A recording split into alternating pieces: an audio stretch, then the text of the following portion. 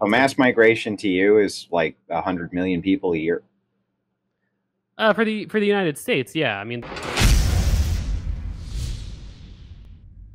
there's 330 million people in the country, and it seems But like there was civil only society is moving. 250 million in 1990. Right, exactly. I mean, but that So kind of mass proves my migration point. has added a massive portion to the population demographic. But how would you not consider, or what would you consider in 300 million people? What is mass migration? How many people are we talking? If it's not a million, what is it? Yeah. So, for instance, in one of the classic studies that people cite in regards of immigration being bad for people is one of the Borjas studies, and Yeah. he looked at, I think, a specific city in or like a specific region of Florida, and I think it was within a couple weeks the population of this region increased by 7%. Right, and so based on sort of the time scale and the actual magnitude of immigration relative to the population, that's when we can sort of start talking about like an unsustainable and incredibly mass amount of migration So that. what's the number, man? Well, sure. So based on those numbers, that would be like 20 or 25 million people immigrating to the U.S. within the span of only several weeks, right? That would be sort of the scale that I'm talking about. Okay, so how many per year would be too many? Per year, I mean, Yeah. well, this is over the course of several weeks, so I mean, I would say, you know, in the high tens of millions or low hundreds of millions. I mean, we would be talking about like a truly crazy level of immigration So too. mass migration to you is like 100 million people a year. For the United States, yeah. I mean, the United States has shown in to a certain extent a unique ability to absorb immigrants and assimilate them. The answer might be different for European countries with more sort of static welfare systems, but the U.S. seems to do pretty well when it comes to assimilating immigrants. So, uh, Okay, cool. we'd have to have quite a lot of immigrants in quite a short period of time for me Okay. to consider So it to be a I think problem. I think I got your terms down. I just wanted to make sure that I could get some kind of specifics here to work with. So let's back Yeah. up. So there's two different types of immigration that our immigration policy in the United States needs to be tailored towards, right? They're both intertwined. The first is illegal immigration, the first is legal immigration. My assumption with the pro immigration status that you have, considering mass migration to be like 100 million people a year, which I think is fucking absurd, but we'll just let you have it. I'm guessing that for illegal immigration, the policy prescription that you would want is make them all legal, right? Not necessarily. I mean, I think that I'm not sure how the Reagan amnesty worked logistically, but I mean, you could obviously give these people permanent residencies or something. It doesn't necessarily have to be straight to citizenship. Okay, but in some way legalize them. Legitimizing them, yeah, giving them official documents and allowing them to sort of live So free from once the fear of again, we're deportation. back to kind of this progressive mentality of we hate illegal immigration so much that we're just going to legalize all legal immigrants. Well, I think it's not necessarily quite so stark, right? So, for instance, you can have different reasons for not liking illegal immigrants or illegal immigration. So, like a right wing reason for hating illegal immigration might be that they're not following the law, they're not they didn't they skipped in line or like whatever the typical talking Why would points that might not be. be a left wing position? That's bizarre.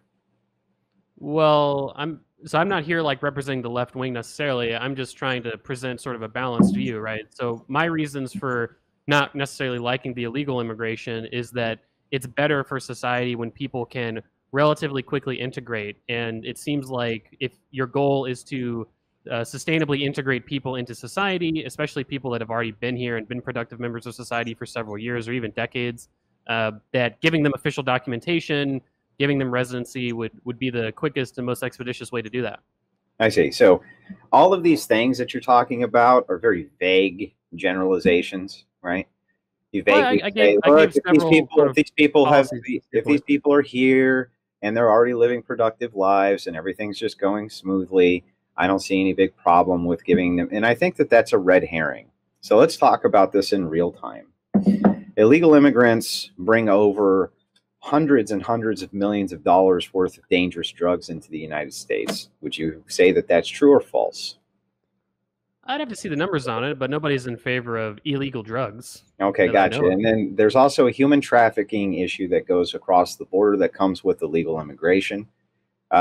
Crime syndicates often use illegal immigrants to do their dirty work, all of this type of thing. On top of that, they're breaking the nation's laws and they're skipping in line, which is immoral. There's other people all over the world who are waiting their turn in line. And then if you make an illegal immigrant a legal immigrant, their families get preferential treatment for coming over first. I don't see this as either as a moral system or a sustainable system at all.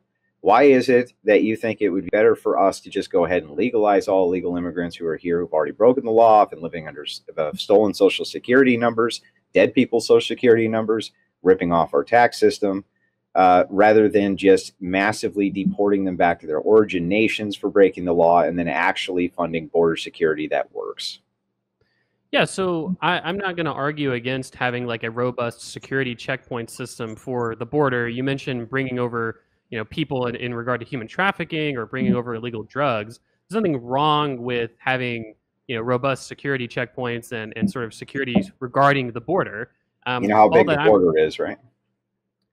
Not to be vague, but it's pretty big. Yeah, it's pretty big.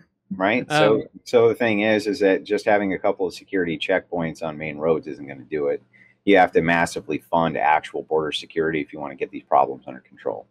Well, I mean, I think we've got something. We don't have a couple security checkpoints. We have like 20,000 border security guards that work for ICE. And that's not to mention that it's not just ICE that actually helps to patrol and manage the border crossings of the southern border. I mean, I think that, the idea that the U.S. doesn't have at least a relatively well-funded immigration system. You might argue about scale or whatever, but I think we have a fairly decently enough funded immigration system. I would argue that there should be more funding for immigration courts so that there's not as much backlog and that that's something that conservatives and liberals should both want for different reasons. But you think that funding immigration courts is going to suddenly get you lots more immigration judges who are well-trained, have gone through law school, have done many years of prep work that's required to become a judge?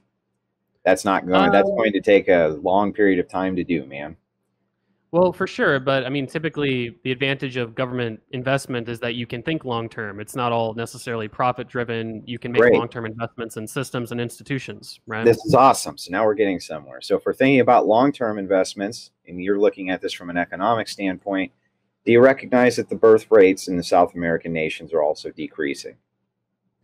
Yeah, I think that pretty much across the entire world, I shouldn't say birth rates. Africa. With the exception of Africa, the birth rates are drastically dropping. Honestly, I believe I read that even in Africa, birth rates are dropping, but it depends on. Sure, maybe some parts. That's true. Maybe like Northern Africa or something like that. But yeah, actually, it is. It's Northern Africa mostly. So yeah, because the Arab nations, more developed countries. Yeah, Arab nations' birth rates are dropping. The Western nations' birth rates are dropping. South America's birth rates are dropping. So your plan of bringing in an unfettered amount of immigrants via mass migration in order to replace the domestic population is putting a Band-Aid on a gunshot wound. What happens when you no longer have a sustainable birth rate system from countries that are just right next door that you've been bleeding dry for their people, and their birth rates have become stagnant now too?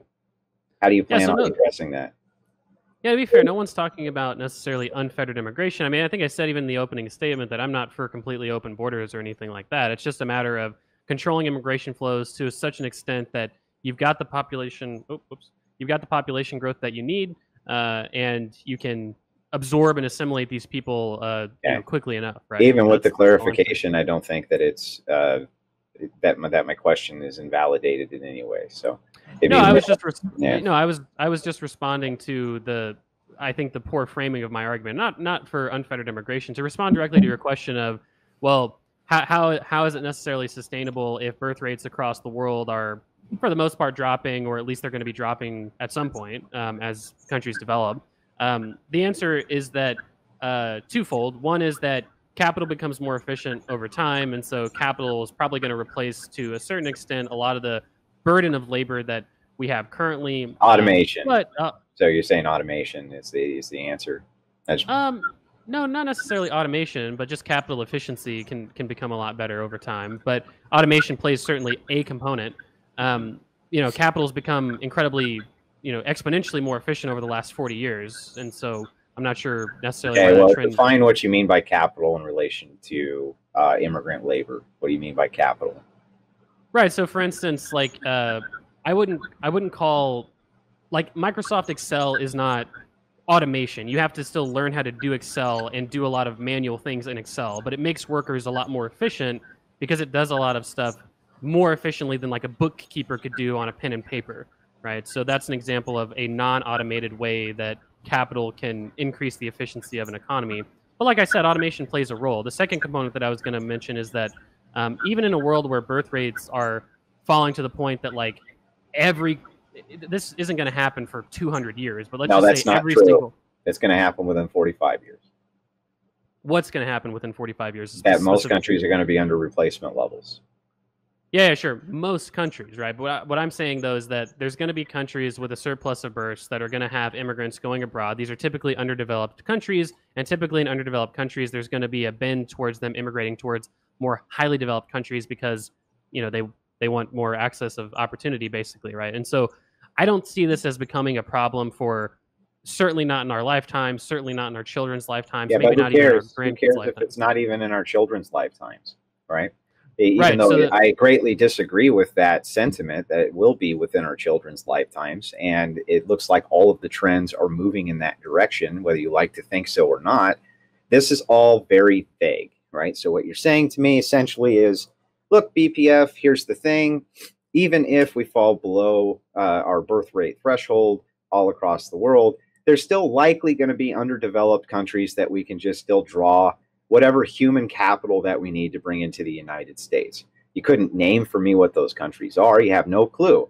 You're just kind of generally and vaguely saying, I think that one will be available, so everything's fine.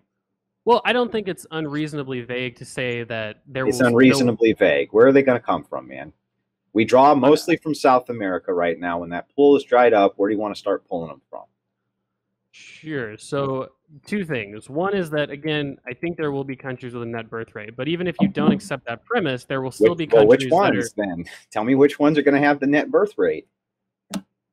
I don't even understand how that's material. I'm just making like It's a reasonable material because assumption. you're making the affirmative claim that people are just always going to be available as human capital to bring in here, and I'm saying that that's not true.